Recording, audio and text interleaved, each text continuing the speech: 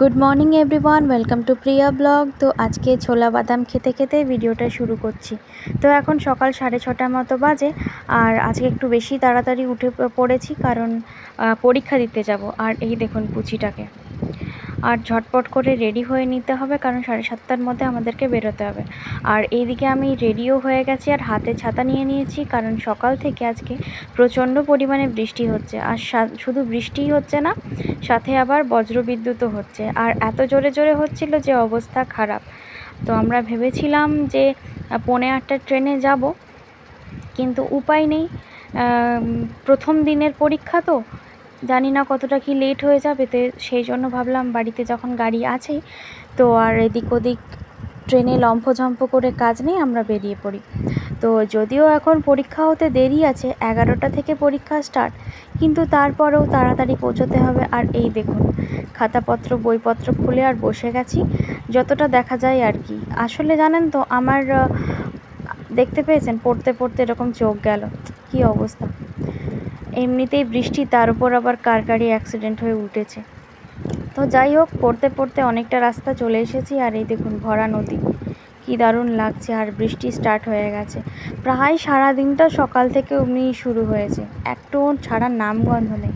আর ভাবলাম নদীটাকে দেখাবো আপনাদের, কিন্তু কি দেখাবো, কচুরিপানাতে ভরা।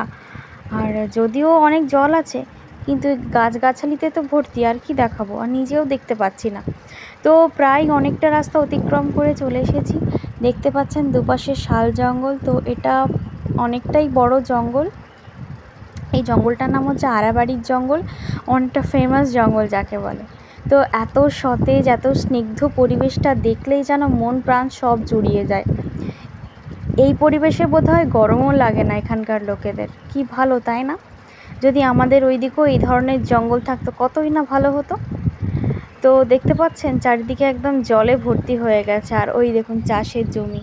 আর ফাইনালি কলেজে পৌঁছে গেছি, বেশিক্ষণ দাঁড়াতে হয়নি। তো এখন 11:30 মতো বাজে, তাই কলেজের গেট খুলে দিয়েছে।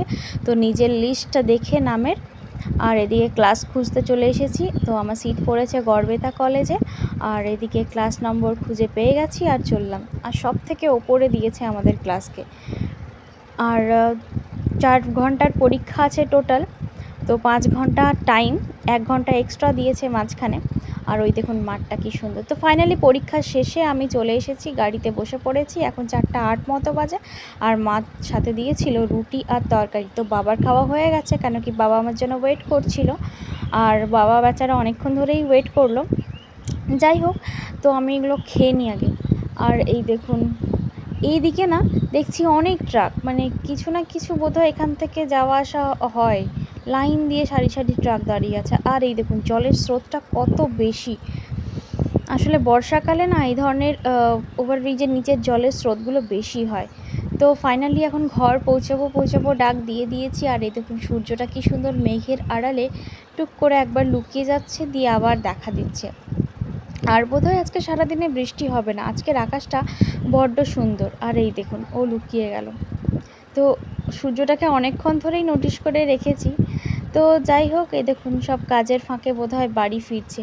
আর এই পোর্শনটা এত নোংরা হয়ে থাকে, কেন থাকে জানি না। তো ফাইনালি বাড়ি পৌঁছে গেছি, আর সারাদিন পর দেখলাম আমার বিল্লোকে। চাটা খেয়ে ফ্রেশ হবো।